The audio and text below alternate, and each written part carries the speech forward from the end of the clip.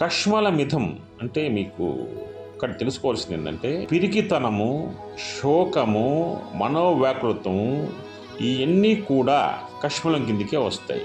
ఇవన్నీ కూడా మాలిన్యం కిందికే వస్తాయి. అంటే ఇక్కడ శరీరానికి అంటుకున్న మాలిన్యం ఉంటుంది, మనస్సుకు అంటుకున్న మాలిన్యం ఉంటుంది. ఇక్కడ మనస్సుకు అంటుకున్న మాలిన్యాలు ఏంటంటే శోకము, ఏడవటం, మోహము, మోహించడం, రాగద్వేషాలు అంటే సమయ సందర్భాలు లేకుండా ఎలాగంటే అలా మాట్లాడటం, అనవసరంగా మాట్లాడటం, ఇవన్నీ కూడా మనసుకు అంటుకున్నటువంటి మాలిన్యాలే. అదేవిధంగా మన దేహంపై మురికి అంటుకున్నదనుకో జలంతో శుభ్రం చేసుకుంటాం, దాంట్లో ఎటువంటి సందేహం లేదు.